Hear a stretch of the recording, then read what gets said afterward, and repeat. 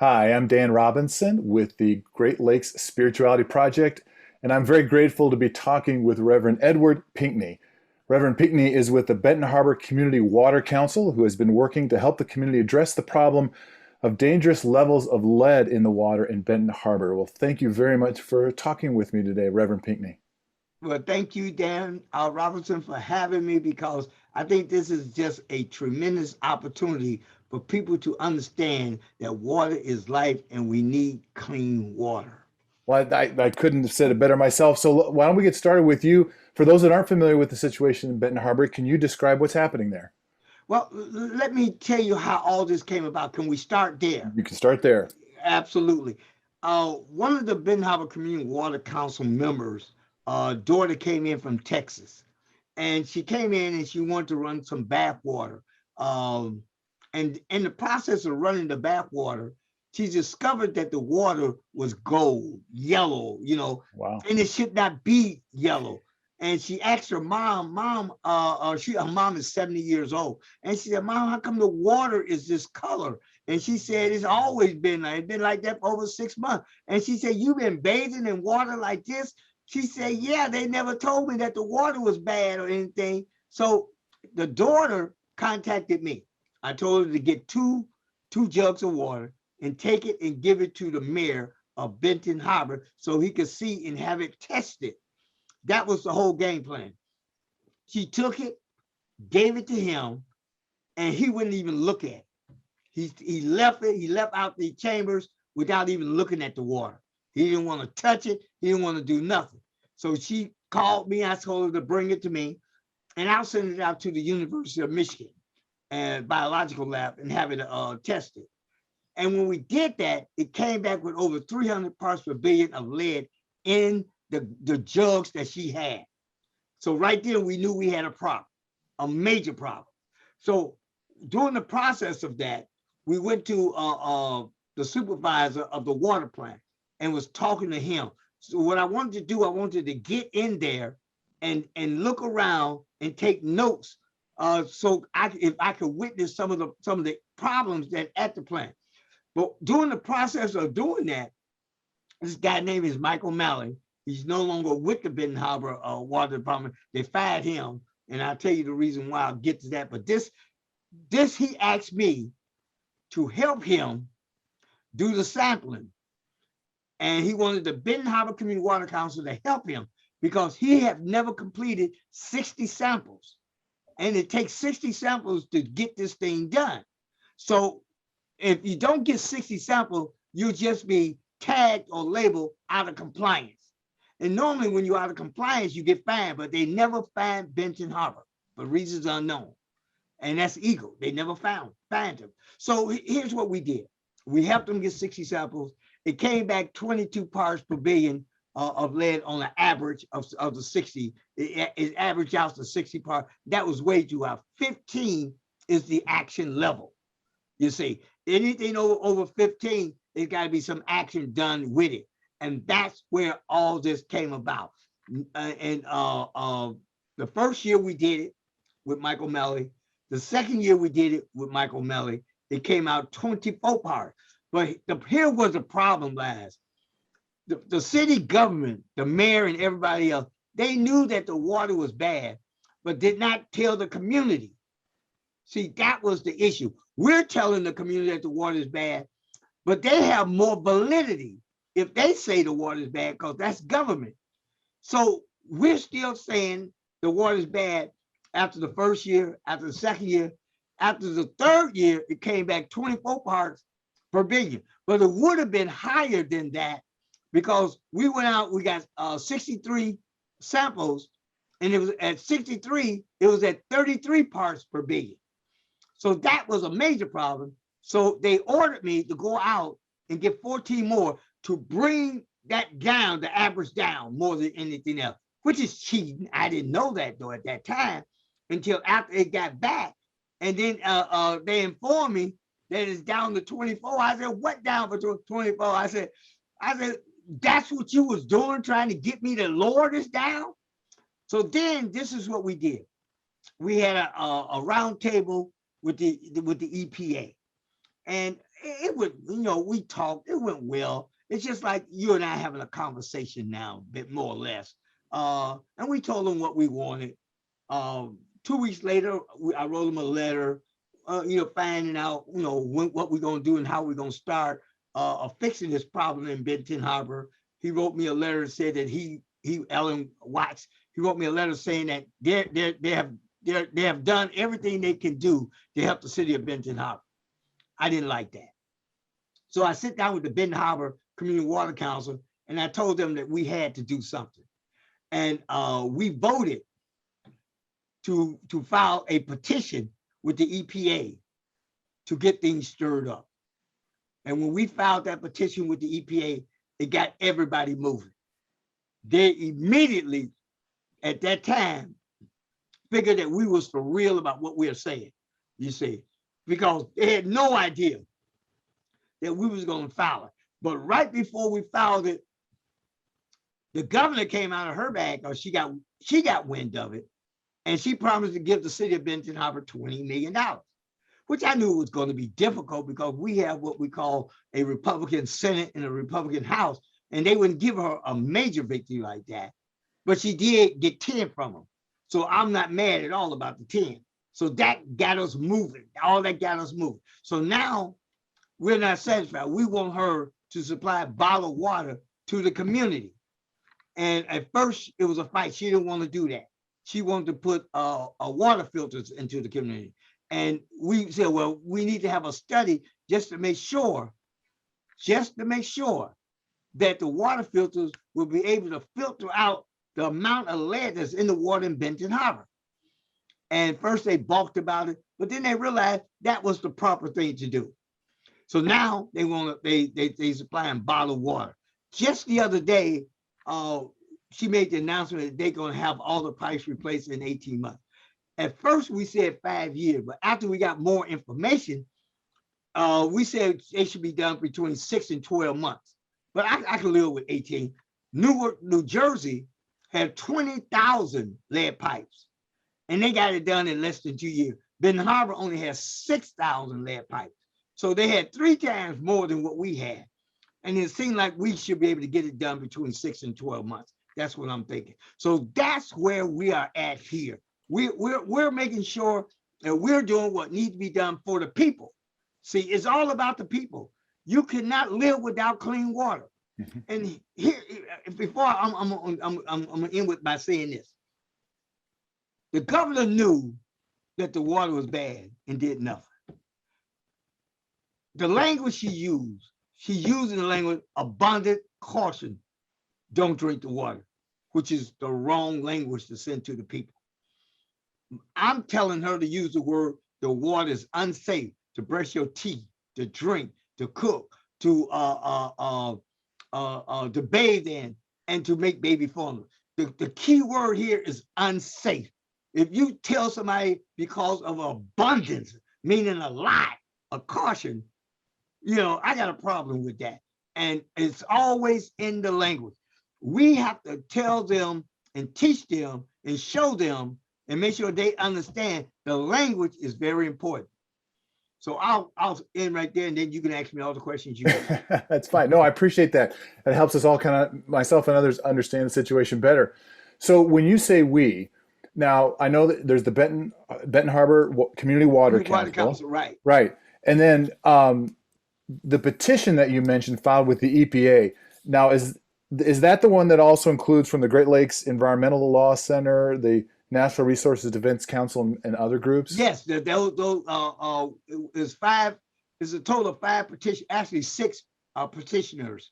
Myself, Cindy, Sylvia, Elin, then I said Nicholas and Jeremy. It was us 6. We the ones sat down after the Benton Harbor Water Council voted to go forward with this.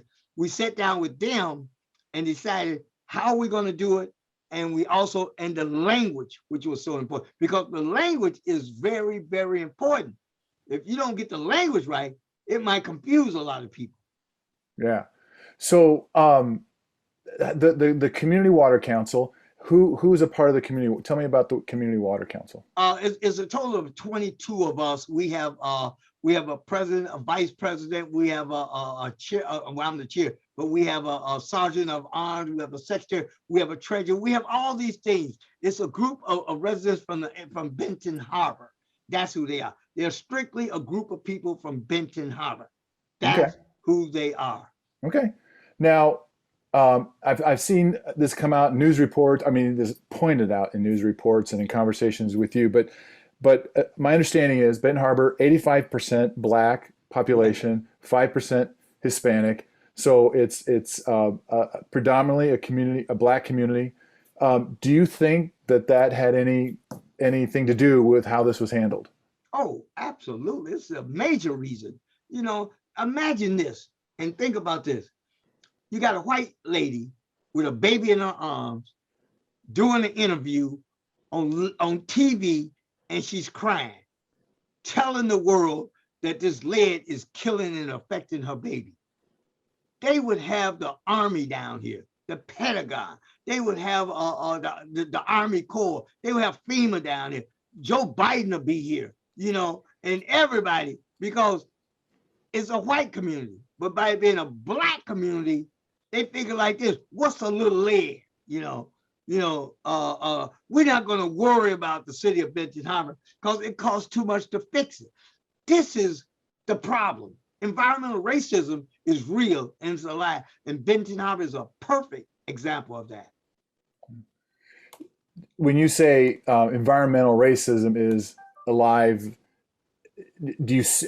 where else do you see that happening? I could obviously the situations are all around us, but I'm thinking about Flint, for example. Do you see parallels between the situation where you're going through and what happened in Flint, for example? Oh, absolutely. It took Flint longer to even file something.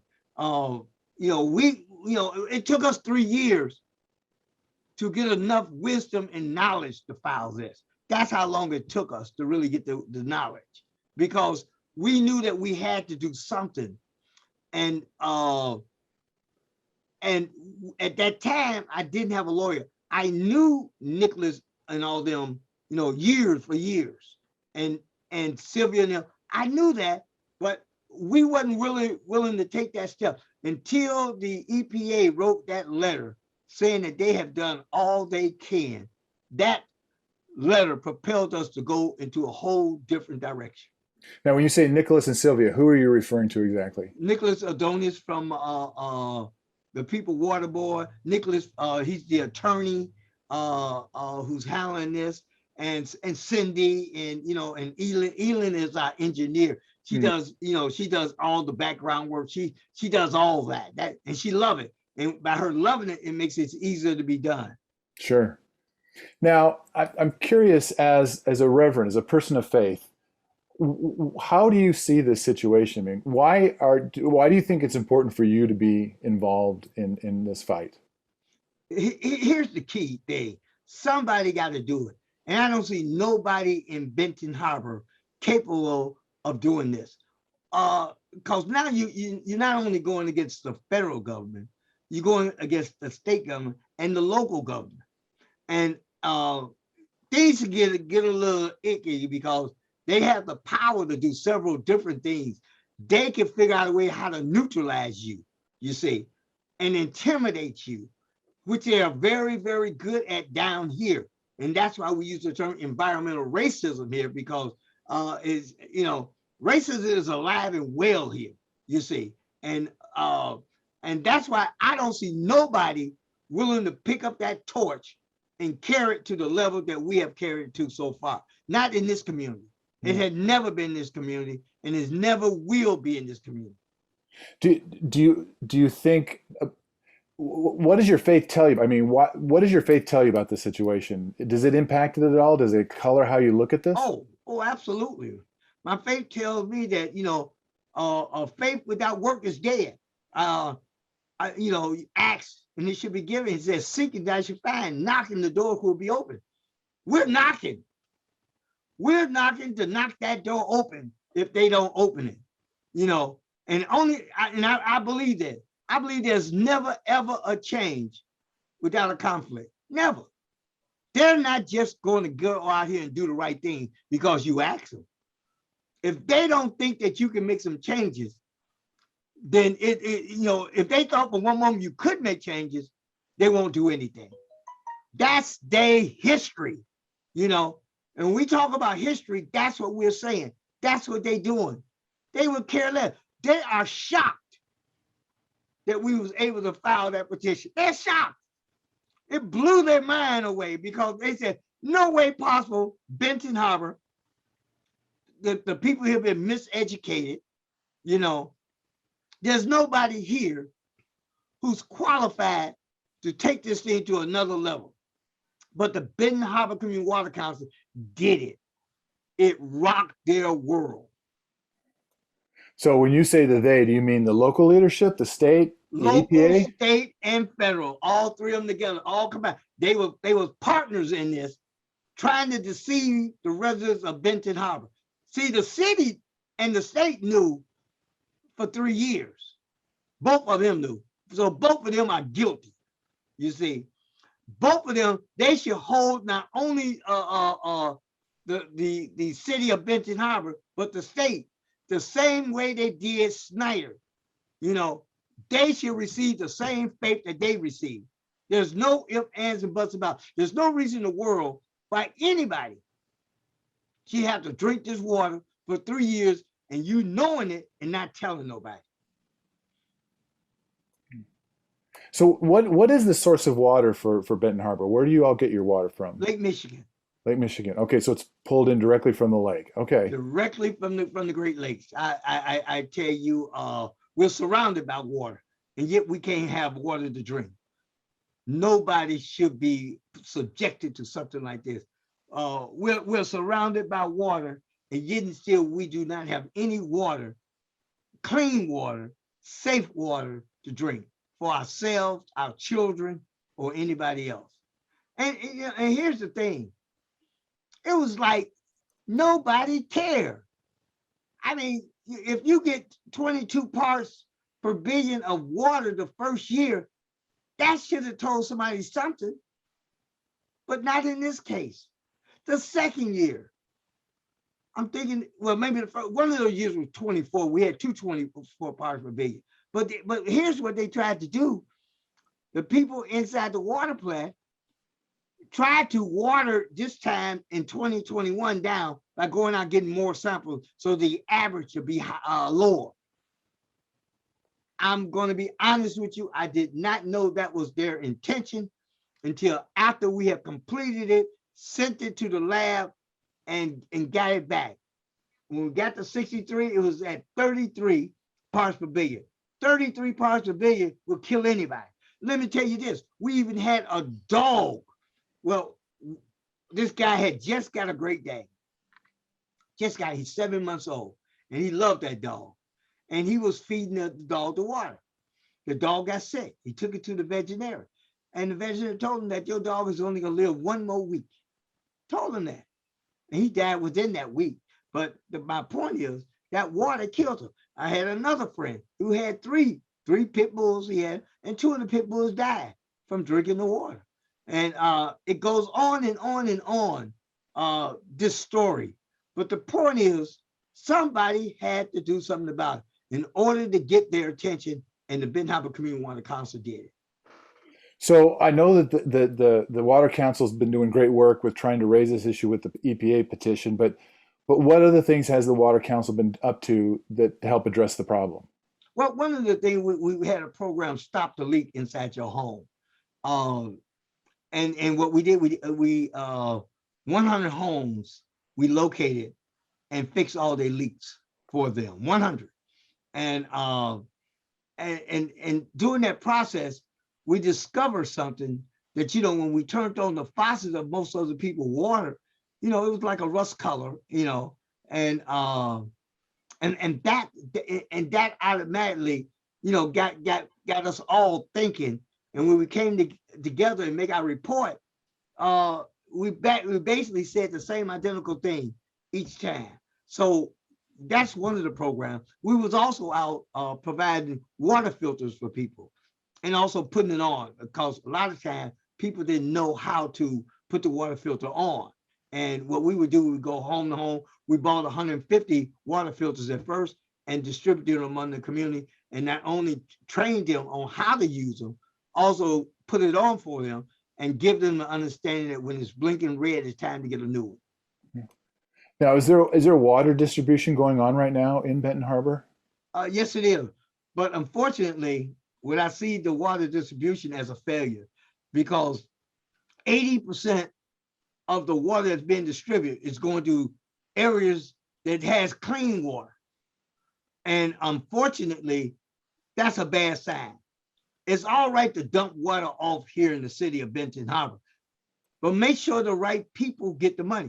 30,000 cases, that's a nice thing to say. The governor get on the news, or the lieutenant governor, we're gonna provide 30,000. Well, if you providing 30,000 cases to people that also live in the township, also live in St. Joseph, also live in St. Joseph Township, sodas, that doesn't sound so great now. But the point is, you're not supposed to know that. See, they don't want people to know the holy truth. Only thing that they want to say is that we distribute 30,000 cases of water. That's a no-no. That is really nonsense. You see, but somebody needs to call them out and tell them the water is for the residents of Benton Harbor and Benton Harbor only. So stop the nonsense. So people aren't being identified when they come in to get the water then? No, they just drive in, and I never seen so many white folks in Benton Harbor. They was driving. You see 5, 6 cars in the road that full of white folks, and to me, that should put up a red flag to somebody. But it happened, not as of yet. And who's in charge of those water distributions? Well, I'm thinking the guy named David Knirsch. I think he's in charge of it. I contacted him.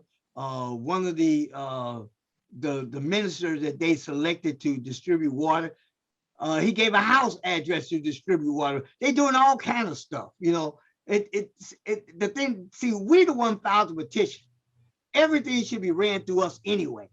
What do you think about this? What do you think about it? Is this a good idea? We want it to be a success, but they don't care. All they care about is the 30,000 cases they allegedly is going to be provided for the city of Benton Harbor. So, the organization is the local government, the city that's in charge of the water distribution, or is it the state? No, the state. Cities. No, okay. Cities. They wouldn't have the knowledge to even distribute it. They just a group of people that's happy to be elected officials. Okay. So what's next? Where does the effort go from here? Well, first of all, let's straighten this mess out, first of all. And then let's do that that survey on the water filter. Make sure that the filter will be able to handle the water, the lead that's in the water. And number 3, let's make sure that we hold her. 18 months, I don't have a problem with 18 months, but it could be done in 6 to 12 months. Because remember, Newark, New Jersey had 20,000 lead pipes, and they were done in less than 18 months. So I don't see 18 months being a problem with getting this job done. Okay. Well, listen, Reverend Pinkney, thank you so much for making the time to talk today. Like I said, I'm very grateful that you were able to tell the story of what's happening in Benton Harbor right now. Absolutely. And thank you so much, Dan Robertson. I really appreciate this. All right. Thank you. Bye-bye.